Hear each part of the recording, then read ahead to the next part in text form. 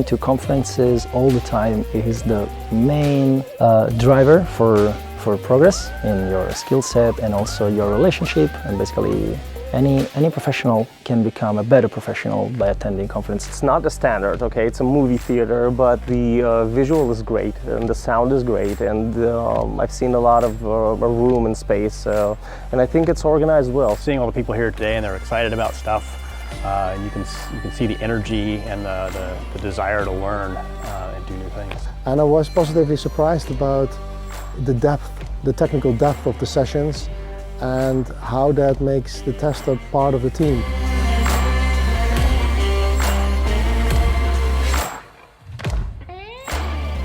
I think developers do benefit from coming to QA conferences, just the same as testers can benefit from going to dev conferences. You've got to have a broad understanding of what's going on. It's really inclusive. I would say it's super diverse. People are really, really open and friendly, and it's really organized. Conferences are well worthwhile just for the ideas that they spark in people. When people come back to the office, they're full of ideas and they're all energized up. Hi, I'm Finn. I'm a lead consultant with ThoughtWorks, a global software consultancy. I've worked in over 20 teams and across many different industries, such as healthcare in Madagascar to sales applications for Mercedes-Benz. In all those teams, I always thought about enabling the teams to deliver higher quality faster. If you want to become such a titan yourself, you're in the right session.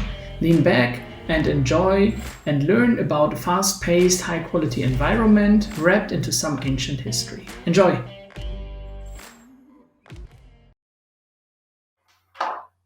Hello everyone! Welcome to the last session of this amazing conference. We heard so many talks already. We had such nice inspiration, and I have the privilege and the honor now to give you maybe one or two last inspirations and to wrap it all up. We've heard Rick talking about how quality is so much more than just testing, and Jill and Joel and Björn this morning as well, talking about shift left, talking about shift right, and has asked me anything later. And I want to explore all of this a bit more, and I want to discover how we can become quality titans, thinking about quality in a holistic picture. So lean back and take some inspiration with you maybe as the last step of the day.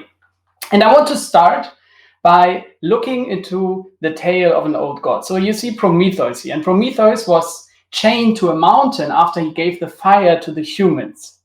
And the humans, they got new perspectives, they built their society and their entire civilization on top of it.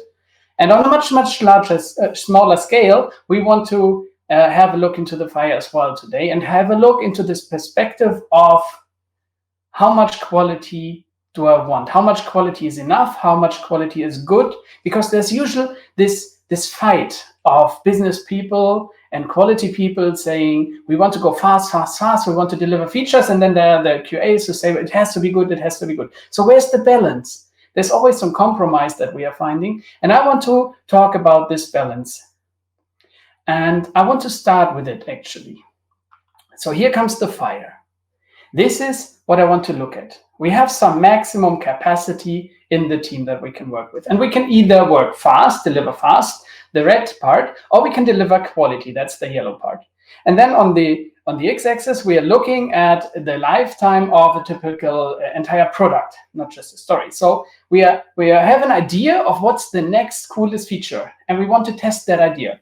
And pre-corona, we would go out in the street with a pen and a paper and ask and interview people. Literally pen and paper, nothing more that we would need. Do you need a QA? Do you need a fancy test strategy to go out with a pen and a paper and say, like, does this look more appealing to you, or does this look more appealing to you? Obviously, you don't need a test strategy for that kind of test or interview. Then you have an idea what you want to build, and you go into this MVP phase, the minimum viable product. And in my opinion, if you're not ashamed of your MVP that you've built, you didn't build it fast enough. You really just want to see if the technology stack that you have, the setup of the teams that you have, is all of this is working to deliver something somehow. And then comes the beta release to the first real people, the first real chosen users maybe. And there you have to take much more quality into account. You have to concern yourself much more with it. Because they're real users. You need to think about security, accessibility, cross-browser functionality maybe. All of these things suddenly come into play with a variety of users you didn't talk to before. Then you release the software. That's the big day. Everybody is then eager to see that it really works and that it's in a good foundation. And the more and more features you build on top, the next end features, then you really need to take care about quality all the time on a higher level, because otherwise you can't build on top and can't build on top. Then your foundation is really weak and you can't deliver more features. If you're sending a space probe to Mars, maybe this entire graph in the middle, the white line, shifts a bit up. If you are building a toy application for your phone and just your family, the entire graph maybe moves down, but the overall shape is still the same. And I want to see what this means now for you and the other people inside your team, how you can interact and what it means if we look at this graph and try to make it happen. Because there are two ways to make it happen. So you're sitting here with your entire team is here, and you want to have this nice compromise now in whatever phase of the project you are. And there's one way to do it. And I don't think your job is to tell your team the degree of quality they need. And from there on, only double check by testing the software. Like, here's the test strategy. Here's this Excel document. This is what we need now. We need like 1 million unit tests, a couple of integration tests. I'll write the end-to-end test, and then everything will be good. And otherwise, I say, no, we don't release. I think, so that's one way to put it, maybe. I think it's much more valuable, though, to understand your job as to guide your team to always end up with the right level of quality. So you enable and facilitate them to come out exactly on this curve at all points of times throughout the project. That is much more difficult, right? Because you have to have a lot of conversations with the people. And Björn was saying you have to positively manipulate them. I can second that. You interact with all your team members so that you end up always with a nice ratio of we are doing really good quality so that we can also be fast, but we are not doing too much of either one. So what I want to do today is to look into the single roles inside the team, the product owner and the developer, and understand how you can engage with them to actually achieve that. So the first one I want to look at, that's the product owner. What's the job of the product owner? The description is easy. The product owner is responsible to ensure that the team works on the thing that creates the most value. So what's the thing here? So there are all the things you could potentially do. How do they figure it out? So I'll walk the lean value tree with you to understand this in an example. Every company has a vision. I hope your company does as well. If you don't know the vision of your company, look it up. The vision of Tesla is, or was at some point of time, to build the most compelling electric vehicle in 2020 something. That is even blurry, like I said it. It's a very blurry, very far away vision. It's like everybody can somehow say, yeah, that sounds good, but I don't know what it really means for me today. That's a vision. And you would break this down into a specific strategy. In order to achieve this 10-year vision, in 2021, we need to achieve this, and in 2023, we need to achieve this. So that's on a year timeline. And then you can break it further down. So if in 2021, we want to be there, what are the steps? What are the goals that we have to fulfill? What are the check marks that we have to set to actually get there? That's much more tangible. And here the product owners start their work. And they see how they can contribute to certain goals. And they start initiatives inside the company. Like, we build this next mega feature across the many teams that will enable us to sell our users something else. And once they understood what they want to do there, they can break this down into specific chunks of work for teams. We call this epics usually. And now we enter the realm of Jira as a tool where you could actually reflect that. And then the epics are obviously broken further down into stories. Why did I walk this entire way? Because this now is the level where we interact. with the product owners most of the time on this story level down there. So they are coming from above with this vision, strategy, goal, and they are trying to achieve something. They're trying to pay in for the goal. Or in an OKR world, you would have your objectives that you want to pay into. And we come bottom up, saying like every story should like be really nice for our users, help our users to accomplish something. And this is where we meet them. And I think it's really important to understand where the PO comes from, where they want to achieve and achieve a goal of creating business value, some kind of business value. And this is the conversation we can have with them. There's another reason why you, as a QA Titan, can collaborate with the PO Titan. There is an old chart from NASA of how much it costs to improve quality, and you can see some average cost ratio. Maybe the unit of 1 stands for 1,000 bucks or something. So if you find a bug in the requirements, you change the requirements. That's comparably cheap. If you find a bug while you're coding, you can change the code. Maybe you have to clarify some requirements. It's also comparably cheap. In testing, it's like up to 40, 70 in the units here. So maybe 4,000 to 7,000 bucks or more. It becomes much more expensive. And once a bug is in production, it's very, very expensive. Not just because it can cause downtime and business loss, but also if there's some mid-severe bug that you find at some point of time and you fix at some point of time. The developer who ever wrote this piece of spaghetti code is gone by now. So somebody has to do a full context switch to get into the business context of this particular feature in this particular spaghetti code. That's very expensive. So looking at this, where's the cheapest way to improve quality? And that's a rhetorical question almost, right? It's in the requirements. So if I want to improve quality, why don't I go there? So let's discover what happens if we go there, if we push left, if we shift left. This is what we talked about. Some people said shifting left means you're more in development. I agree. But if you shift more to the left inside your process, when you look at the columns on your wall, if you shift to the left throughout your process, you are where the features are analyzed, where the acceptance criteria are written. And that's a nice place to be, right? Why is it a nice place to be in the position to contribute to writing acceptance criteria? That's just so much work, and I have so much work to do in testing. So why would I do that? I want to walk you through a real-world example of a real-world application that we have. Bear with me for 2 minutes to give you the business context of this feature here. We were building a sales application for people who sold vehicles, cars. So I'm a car seller, and I'm standing here in my car shop, and I want to be really cool, so I want to have this tablet application, and this is what we were building. And maybe you, Lena, you were coming into the store, and then I would say, hey, who are you? And you would say, I'm Lena Green, and I would like enter your data already, save the customer data. Then we would start talking, what are you looking for? You're looking for a scooter, motorbike, a car. Yeah, what color? Red car. Okay. And then finally, after an hour of conversation, looking at different features, we're standing here at this very nice red car. And I say, hey, Lena, I can make you an offer so that you can think about it. You can have a look at the pictures. I can send it to you via email.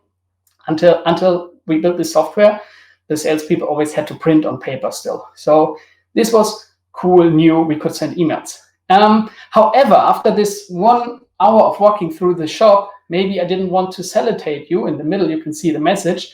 I didn't want to say, dear Lena Green, because we had some kind of relationship now. So I want to edit this message with a tiny edit button there and come to the last screen, the personalized message, where I would say your personal salutation is now, hi Lena, because you and I have like a tiny bit of relationship that we built. And if I sound more like a friend to you, you're more willing to buy. And if you buy, I get a raise at the end of the month. So that is my goal as a salesperson, right? Sell this car. So I have to have a good relationship with you. So I want to change it to hi Lena, a very simple feature to just edit one line in such an offer. A really nice to have feature. Not the most important thing to sell a car, but really good to have one. So that's the business case that we wanted to accomplish here. And then we can have a look at how this worked on the backend side. So we had two teams, Team A, Team B. And Team A owned all of the customer information. So when the person entered the store and the information was entered, it was saved in the service of Team A.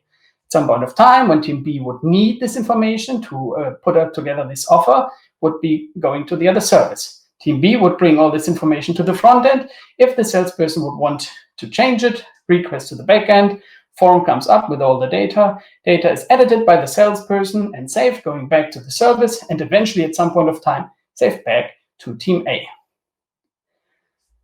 The business case is still very easy. User journey, happy path is very straightforward. As I just mentioned, you come in, I salutate you with a personal annotation, done. And then I sat down with my PO. We were talking about this up front. We're taking a pen and a paper. Nobody developed a single line of code. But this is sufficient to think about what happens if something goes wrong. So if an evil god comes and destroys some of the connection, what happens? So if the connection is broken there and we can't save the information to the backend, we need some kind of error handling there, because we otherwise can't pull up the information later for our offer. If the information can't sync from one service to the other, that's also another error case we have to think about. If we can't bring the information up, that's another error message we need in the front end there. If we can't send a request to actually edit the data, we need another error message. If we can't bring the data up to the front, that's the next error message. If we can't save the data that we edited in the personal salutation, that's the next error case when sending back to the service. And when we can't sync back to the other service, that is the source of truth, another error case and probably another error message, right? Whew. What the fuck? What just happened? We had such a nice, straightforward user journey. And once we just drew a very simplified picture of how this would work technically, our scope just exploded. It's a nice to have feature. Why are we suddenly having such a big problem? And my PO and I, we were wondering, and we were looking at this and saying like, something is going wrong. So we're looking into the fire, saying like, this is too much quality. This must be too much. Our delivery will be so slow. It's such a small feature. We can't, it can't be that big. Something is going wrong here. How do we get back to this sustainable pace? What are we doing wrong? So we looked at all of these things once more. So starting from the top again, the blue arrow, that is actually team A, right? It's the other team. Just how they consume their data from their front end. We actually don't have to care about that. We trust those people. They're doing a good job. If we wouldn't trust those people with an entirely different cultural problem in our company than our error handling in our little application here. So we didn't care. What happens now if we can't get data from team A to team B? As I told you, the sales process, you came in, you gave me your data, and the moment where I make you an offer is like 60 to 90 minutes later. If we can't sync a little bit of data from team A to team B in 90 minutes, that means our entire backend is burning. Our entire cloud is gone or something like this. We have a much, much, much bigger problem than sending out this offer. Nothing will work in the application if we're down like this. And I hope that our team is able to notice that we are down. So this is also an error case we actually don't have to inform the user about. Either the application will be there and it's working, or it's entirely gone, and then the user will notice. If we want to bring the information to the front again, as I said, that's an interesting one now. That's a bonus feature for a salesperson. If we can't bring it up, this line in the top, they are professional enough to just go through the rest. They don't care then. The bonus feature is gone. They don't want to be confused with an error message telling them that something is not there.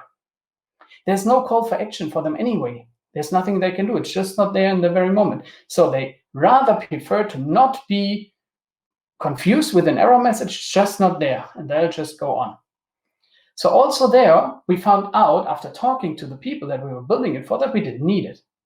And then we have the information in the front end anyway. So doing a request to get the data again in another form field isn't necessary in modern front-end applications with React, for example. We can just keep the information in the front end. So one error case gone and the next error case gone as well, because the information is in the front end anyway. And then you as a salesperson would enter this information. And now you think something happens and you think you do an intentional change to the system. And if you change it back and it doesn't get updated on the back end, then it means that the system is doing something different than you think it is doing. And that is really important for you to understand.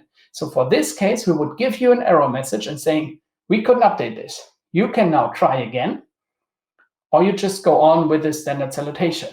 There's a call for action, and there's an option for them what they can do. And depending on how they are doing in their situation, they may want to invest the time to try again, but most of the time they wouldn't anyway.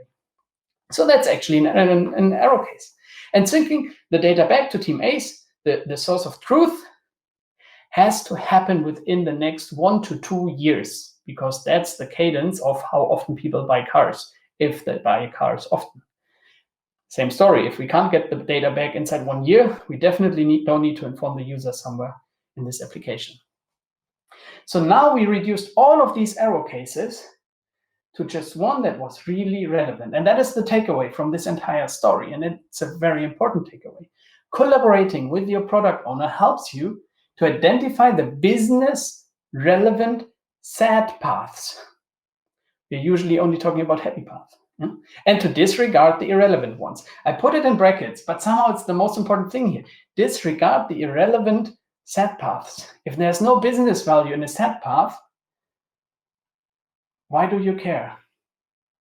Why do you build an application and build paths for users through the application that users will never walk? And that was the really interesting learning here, that we say we don't just look at the one happy path, we also look together at the sad path to identify which one are business relevant and which ones are not. That is how you could potentially, in an example, collaborate with the product owner very actively in this requirement gathering. And then there are other people in your team. We call them developer, right? And here it's a bit more interesting because it's not just one person you're talking to. It's a group of people. So if I join a team, there's usually a PO and there's a designer, and there are 6 to 8 developers, sometimes more, sometimes less, fewer. And how do I engage with this entire group, right? That's much more difficult. They have different level of seniorities, different understandings, different interpretations of the role. And what I usually do when I join a new team, and it's not always, but usually on the first or second or third day, usually I come to a team and the people say like, we didn't have a QA for the last half year, finally Finn is here, he can help us, now finally he's owning this testing column where we didn't know what to do. And the thing I tend to do by now in the very first stand-up is, as long as it's a physical wall, so we're talking pre-corona again, I take this testing column, I take the label for it, I physically take it off the wall in the first stand-up, saying, why do we test only at the very end? Is quality an afterthought? Is quality something we only think about at the very end after implementation? And obviously people have to say no, and then I ask them why not, and then I'm suddenly the person who's asking questions. And there's another rule that we try to set there. Maybe it's not a rule, maybe it's more a goal, because it takes sometimes 6 to 12 months to get there. But where I'm trying to get with every team that I join is to say, we want to ship every commit to production. And it's me as a QA saying that. It's not the DevOps department or the developers because they've read about it. I'm, as a QA, always focusing on that. Why is that? So if you take this background picture as the metaphor, if I have a lot of people that I want to send to the beach, if I would now build one big boat instead of so many, just one big boat, and I push it off into the ocean with all the people in there, all the commits are in there in this one release, and we ship it over the ocean, and I have some part of the wood that is not so nice, and it gives way, and the boat is flooded, and the boat sinks, and everything is gone. Or there's an external event that I didn't foresee. There's a storm coming, and a flash hitting the boat, and the entire boat is gone. That's super, super bad. I mean, not just for the people. Take the metaphor lightly.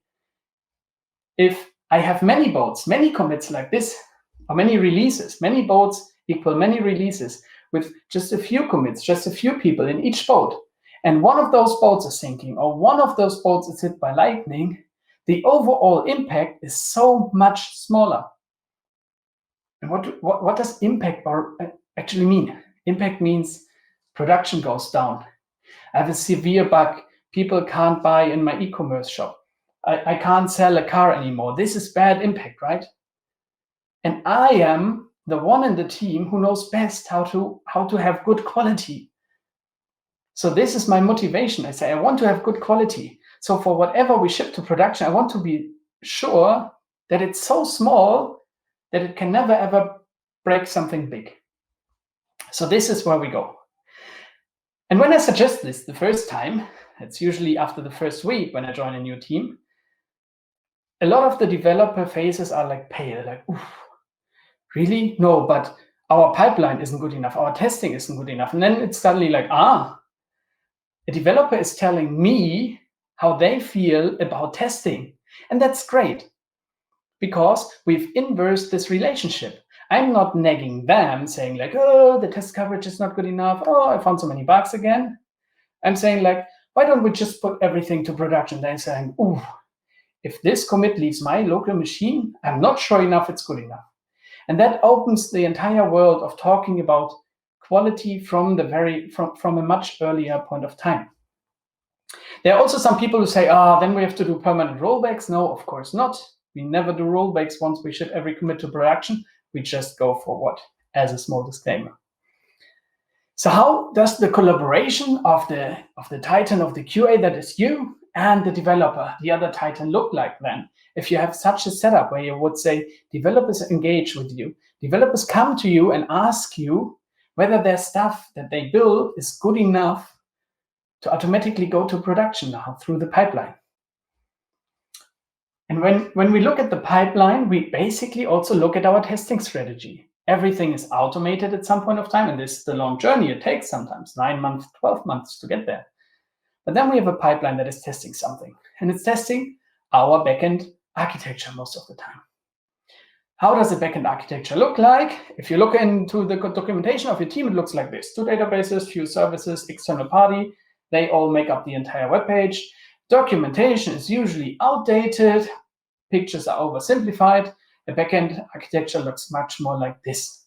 A couple of services all distributed. If you have a really large microservice architecture, it may be 10 times, 30 times this picture, really large. A lot of components talking to each other.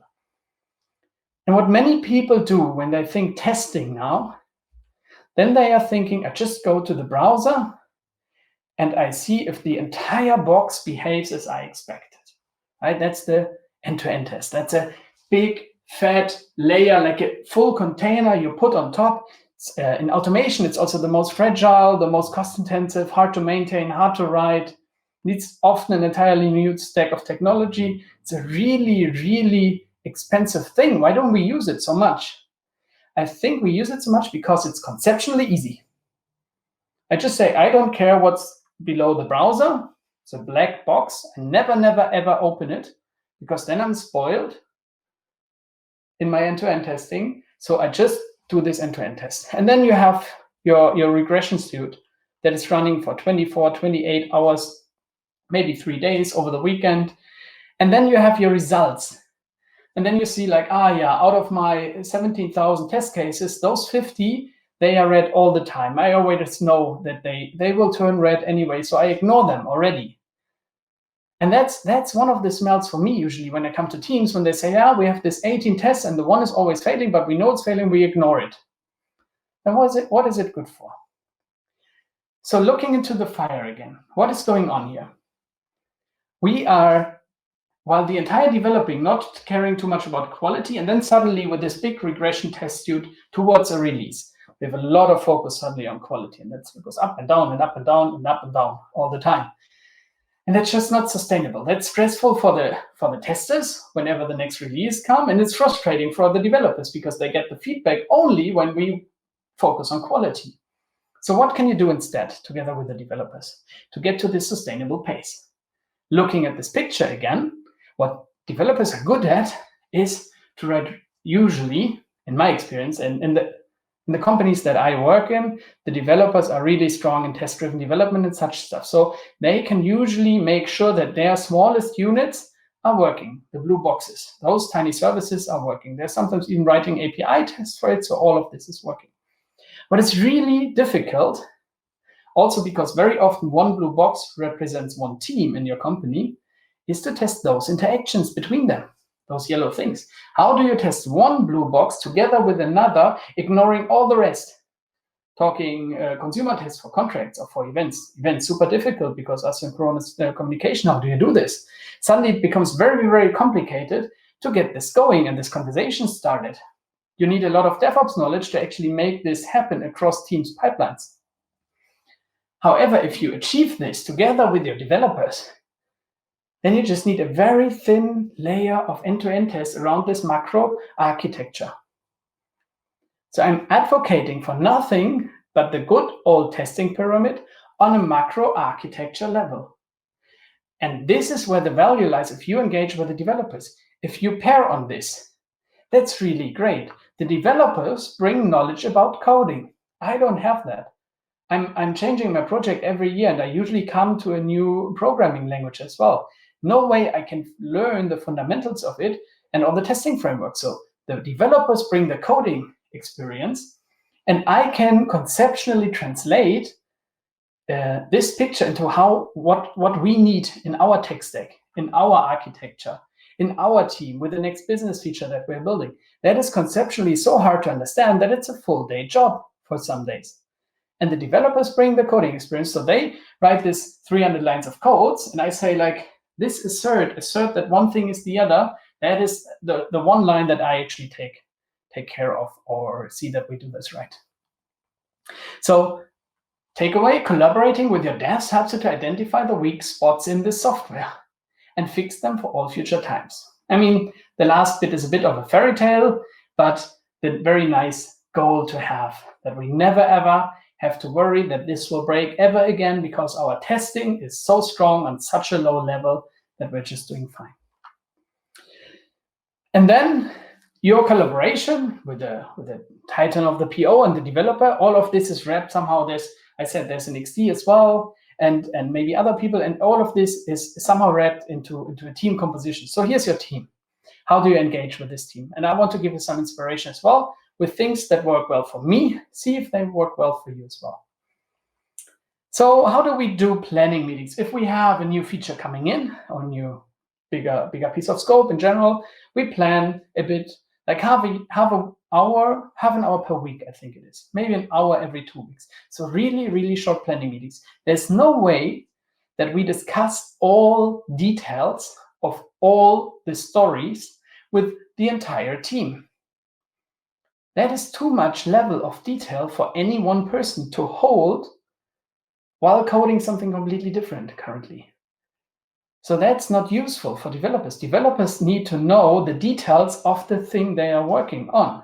And otherwise, it's very valuable to rather give the entire team the bigger picture of, we are building these 6 stories to achieve that goal, to pay in for this initiative, to fulfill our company vision, so that everybody understands why we are doing it. So that's the goal of the planning meeting, that everyone follows a clear, common, and shared business goal. Opposite to this week, we want to finish X story points, which is very often, very, very, very often, unfortunately, the goal of such a planning meeting, to understand how big the X is. I want my team to understand why we are here. Why do we come to work every day? What's the bigger picture behind this? Because then developers will know if they are in doubt, can go left with my implementation, can go right. If they know the bigger picture, they have a better guidance of how to implement things. So if they don't know the details, if any developer doesn't know all the details, how do we get the detailed knowledge to them? So when I work with teams, we typically have pairs of developers that are working pair programming for 80% of the time, and they develop some feature. Let's say they finish, so they have a tiny coffee break, well deserved, and then they are ready to start the next story. So they look at the wall, they pick the card, and they say, hey, we want to start this story. Who can give us the details? And usually the PO comes immediately if available, and the QA or the developers wait another hour and do some other tasks they have usually on the desk anyway, check emails or whatever it is, and wait. But we come together very fast. And we call this then desk check. So here you see one developer is hidden behind the XD, but there's an XD and PO and QA to devs We're looking at this tablet at the sales application I mentioned earlier again, and everybody's there looking at the details of the story and agreeing on what we want to build. So we have this group and we have a consensus with basically a social contract in this group of what we want to build and how it should look like in the very end from the perspective of the user, which means at the end, everyone of this group feels equally responsible for the quality of the product. It's not just the fancy software that is cool. It's the product that we are actually building, and this has to have a high quality. And we are all discussing, what do we need? What do we need to accomplish? And my role then is rather to be there in case they have questions. How do we contract test this? What is the SAT path here? I don't fully understand it. Are there other possibilities for SAT path? So they pull me in as much as they need me, instead of me waiting for them to finish. And since I gave them all of the requirements up front that I drafted with my PO, I'm sure they will take care of all the SAT paths already. I don't have to exploratory find them afterwards. I defined them up front. So the exploratory testing towards the end can focus on many other different things. Performance, quality, security, and other things like that. Because I covered the SAT path already, most of them. Not all, never all. So what happens now? The developers worked, they finished, and then we have like the first story finished, the second, the third, and now we have the entire epic and we can go live with a big feature. So we shipped every commit to production. Obviously, it's also not easy. It's a journey to get there. Everything is wrapped around behind a feature toggle so that it's in production on the production servers. They didn't go down while we deployed. And we have now this feature toggle there, and we can just toggle the feature on. If it works, nice. And if it doesn't work, we can toggle it off again. Very good risk mitigation. So we're sitting now with the entire team. Different developers that participated in this story on this epic, the POs there, the major stakeholder maybe, the project manager, everybody's coming together and saying, well, looking once more, is this what we agreed it should look like? The QA is somehow the center of it because they bring it together, they did the last pieces of testing, but it's the entire team now saying, is this good enough? And good enough, in other words, means is this high quality or not? And then we decide together. I said already, that's a process that works for me really well, usually, and for a lot of other people that you see here. But the major takeaway is also, don't just follow a process for the sake of the process. So I introduced you now to a couple of process steps that have a very specific value, and they help me to increase the quality in the end. Those meetings help me to increase quality. That's great. If I have any other process, I always observed if this process serves me to fulfill the goal of higher quality. If it doesn't, I try to get rid of it. So don't just follow blindly a process, because this line between deliver fast and quality is always a compromise. And maybe you have to look at this compromise every day and you have to occasionally adjust it. Right? So find the right process and the right balance for you and your team every day at least for yourself. So every day you're like, did this step in the process help me? Or maybe not. If not, it's a very good thing to bring to the retro. The retro is there to find the right process for you and your team again. And the process should always help you and enable you to achieve something. With this last takeaway, let's go to the summary. So if there were 3 things for you to take away now tonight, what are those? So the first one is, don't reach for highest academical quality. Find the level of quality for what your project needs at a time. What do I mean by academical quality? All these theoretical edge cases I came up with, they were nice, but not business relevant. So it's nice to look at them, say, yeah, they are there. We acknowledge them. We don't need them, and disregard them. Push left. We had this so many times already in this conference. Really great. Push left. Pair together with the developer, and push left even further. Collaborate with your product manager as well. And finally, doing that, don't just blindly follow a process. Find a process that enables you to improve quality, and find this balance as a team every single day. With this summary being closed, I would say thank you already for listening to this talk. However, there's a bigger thank you. that I want to say and that I want all of us to say. So I want to say thank you to the entire team that organized the TestCon Europe. It was an online version, then it was a hybrid, now it's a virtual. They were really agile in organizing all of this. There was a lot of work going on in the background. They were facilitating also the speakers very well. So I think this is a good place to say thank you and give them an applause. But since no one can hear that, I thought of something different, and I want to call out to you now to say thank you, TestCon Europe, #TestCon in Twitter. And as I knew this was coming, I'll start with this myself. So I prepared the tweet already. Please pull up your phones or your browser, and I want to ask you to tweet this now as a sign of appreciation. Meanwhile, I can tell you that the recordings are coming online in the next days or weeks, so don't worry about this. Everything, all the tracks that you had to miss because there were too many interesting ones, you can still see later. And the last thing is now it's up to you. You have to do the next step. See what inspiration you can take away from all these talks, from everything that you've heard, and see what you want to put into action, what makes sense for you. And remember always that 1 is already so much more than 0. You don't have to go any full journey. Just start with one thing and see how it goes. And then you can start with the next. So I hope all of you took something away from this conference. I thank the organizers. I hope all of you tweeted. I'll check that later. I think now it's time to look into some questions that you may have. And in order to do this, I will have to close my slides and look into the questions. And okay, so I'm reading them out now. What to do if PO doesn't want developers spend time on unit integration tests? He wants dev only to code, insisting that only testers must test. Yes. Why do they do that? Because they understand that the only business value that is delivered comes from the code. That's the assumption they're working with, and it's wrong.